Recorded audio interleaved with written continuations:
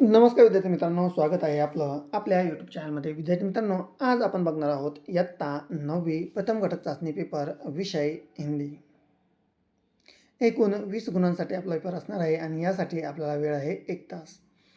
यामध्ये सर्वात पहिले प्रश्न क्रमांक 1 निम्नलिखित परिच्छेद पढ़कर दी गई सूचनाओं के अनुसार कृतियाँ कीजिए.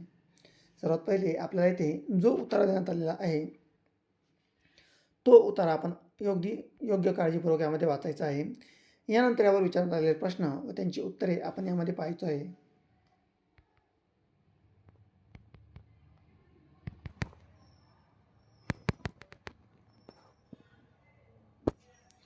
यामध्ये सर्वात पहिले कृती क्रमांक 1 आकृति पूर्ण कीजिए.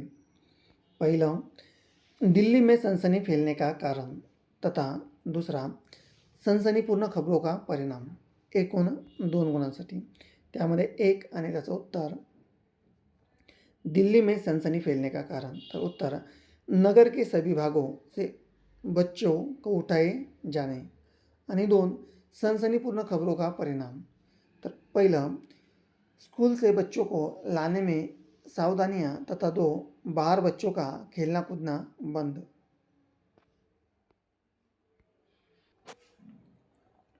इसके पश्चात 2 प्रश्नों के उत्तर लिखिए.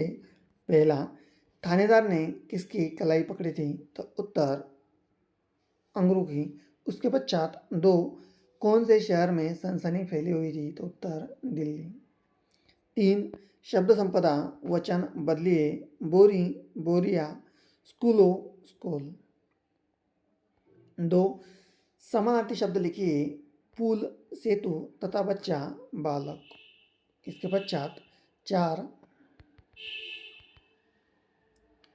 सामान्य जनता द्वारा मारना पीटना कितना उचित है, इस विषय पर अपने 25 से 30 शब्द में उत्तर लिखिए.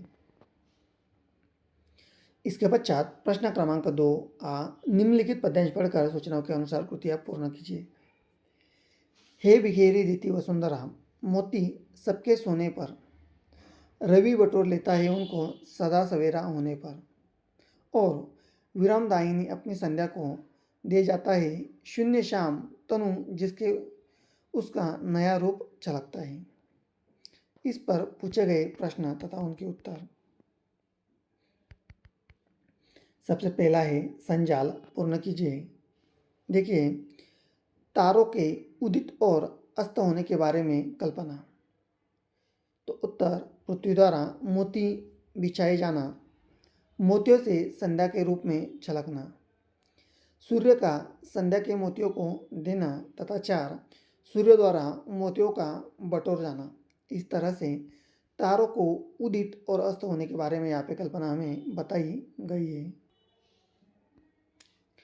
इसके पश्चात 2 सत्य असत्य लिखिए. कुल 2 अंक. 1 मोती सबके सोने पर संध्या बटोर लेती है, तो इसका उत्तर है असत्य. इसके पश्चात 2 शून्य शाम तूने जिसका उसका नया रूप झलकता है, तो उत्तर सत्य.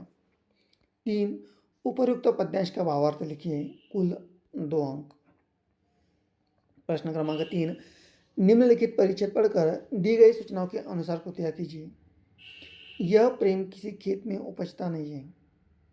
यहाँ से लेके हमें यहाँ तक पूरा पैराग्राफ हमें यहाँ पे अच्छे से पढ़ लेना है. फिर इसके पश्चात इस पर पूछे गए प्रश्न. पहला, सही विकल्प चुनकर फिर से लिखिए. कुल 2 अंक.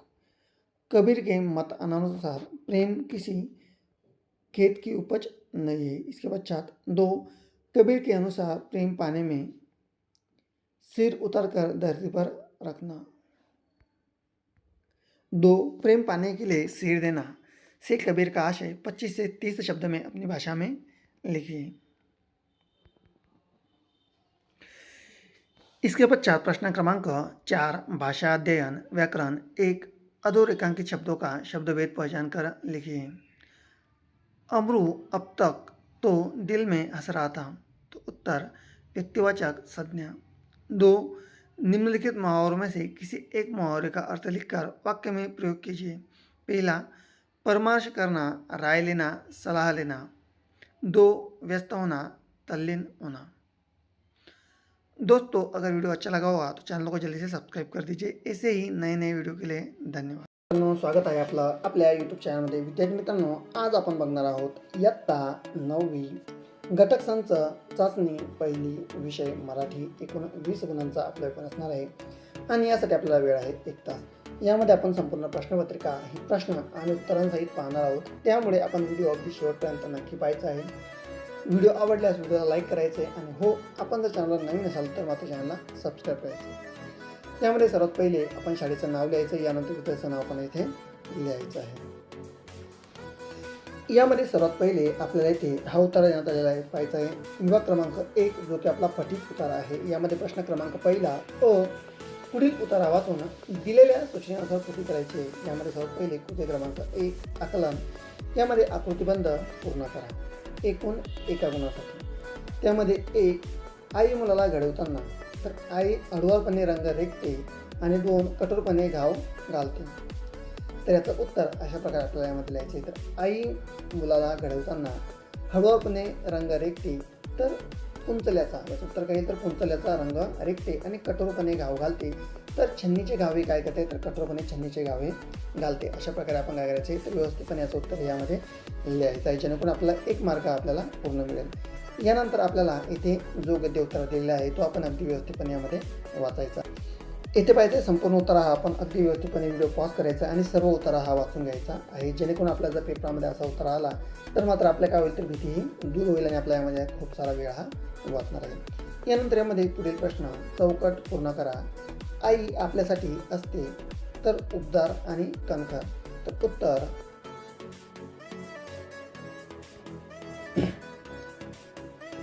उबदार शाल असते आणि कणखर ढाल असते, तर अशी ही आपल्यासाठी काय असते तर आई असते। यानंतर यामध्ये बालपणी अंगाईला लागलेली असते, तर उत्तर बालपणी अंगाईला लागलेली सुंदर चाल असते। 2 आईने जन्म दिल्यानंतर आपली ओळख होती, तर उत्तर आईने जन्म दिल्यानंतर आपली ओळख ही काय होती तर जगाशी होती। यानंतर 4 मुलाची जगण्याची वाट थोडी कमी खडतर व्हावी म्हणून हे वल्लव हातात धरावे, तर उत्तर बाप नावाचा, तर मुलाची जगण्याची वाट थोडी खडतर कमी व्हावी म्हणून वल्लव नावाचं काय तर बाप नावाचे काय करतं हातात धरावे। यानंतर पुढील असणार आहे कृती क्रमांक 3 स्वमत। यामध्ये एकूण 3 गुणांसाठी आपल्याला स्वमत हे विचारण्यात येऊ शकतं। तर सर्वात पहिले विद्यार्थी मित्रांनो, स्वमत काय असतं तर स्वतःच्या मनाने याचं उत्तर आपल्याला हे लिहायचं असतं की जसं आपल्याला वाटतं त्याच्यानुसार। यामध्ये 1 तुमच्या सर्वात जवळच्या मित्राचे मैत्रिणीचे नाव काय। मित्राचं मैत्रीचं नातं तुम्ही कसे निभावता ते सविस्तर यामध्ये लिहायचं आहे। तर आपल्या सर्वात जवळचा मित्र असो किंवा मैत्रीण असो, आपल्याला काय करायचं त्याचं नाव लिहायचं आहे आणि आपण हे नातं कशा प्रकारे जगतो हे आपण यामध्ये नक्की सांगायचं आहे। यानंतर पुढे विभाग क्रमांक 2 जो की आपला असणार आहे पद्य विभाग। पद्य विभाग यामध्ये प्रश्न क्रमांक 2 कवितेच्या आधारे दिलेल्या सूचनेनुसार कृती करायची आहे। यामध्ये पहिलं वृक्ष आणि संत यांच्यातील साम्य लिहून तक्ता पूर्ण करायचा आहे एकूण 2 गुणांसाठी। तर यामध्ये वृक्ष आणि संत यामधील साम्य आपल्याला यामध्ये दाखवायचं आहे। तर याचं उत्तर वृक्ष काय तर मान अपमान जाणत नाही आणि संत निंदा आणि स्तुती काय म्हणतात तर समान मानतात। तर वृक्षाला मान आणि अपमान हा काय तर जाणत नाही आणि संताला काय वाटतं तर निंदा आणि स्तुती काय वाटतं तर समान या वाटत असतात। अशा प्रकारचं उत्तर पण लिहायचं। यानंतर 2 आहे आकृती पूर्ण करा एकूण एका गुणासाठी।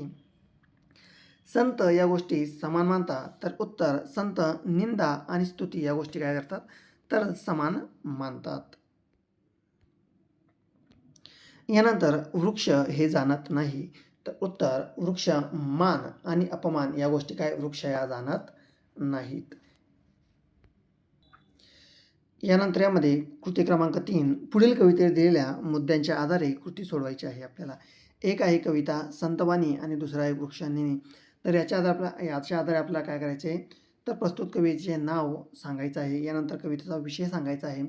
कविता आवडलेल्या 4 ओळी आपल्याला यामध्ये लिहायचं आहे। तर यामध्ये आपण संतवाणी ही कविता घेऊया। कोणती कविता घेऊया संतवाणी। तर या कवितेचे कवयित्री किंवा कवी कोण आहेत तर याचे कवी आहेत संत नामदेव। यानंतर 2 कवितेचा विषय तर संतांना झाडांची उपमा देऊन त्यांनी त्यांची थोरवी केलेली आहे। यानंतर यामध्ये 3 कवितेच्या आवडलेल्या 4 ओळी यामध्ये लिहायचं आहे। तर जैसा वृक्ष नेणे मान अपमान ते सज्जन वर्तते, तर अशा प्रकारे यामध्ये आपल्याला आवडणाऱ्या ओळी यामध्ये लिहायच्या आहेत.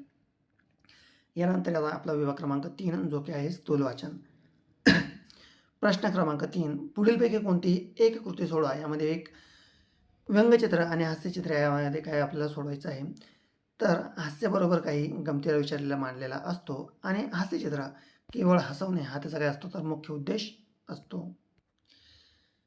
यानंतर यामध्ये पुढे आहे प्रश्न क्रमांक 4, व्याकरण घटकांवर आधारित कृती सोडवायची आहे आपल्याला. तर यामध्ये सर्वात पहिले शब्दसंपत्ती यामधील समानार्थी शब्द आपण सांगायचा आहे. धरिला, तर धरिलाचा काय होतो तर धरिला म्हणजेच पकडला आणि ब आहे सुख. सुख म्हणजेच काय होतं तर आनंद आणि समाधान. अशा प्रकारे आपण ही प्रश्नपत्रिका लिहायची आहे. विद्यार्थी मित्रांनो, आपला हा प्रॅक्टिसचा पेपर असणार आहे. अशा प्रकारचा पेपर आपल्याला हा परीक्षेमध्येही जेणेकरून येऊ शकतो किंवा यामधील काही प्रश्न आपल्याला येऊ शकतात.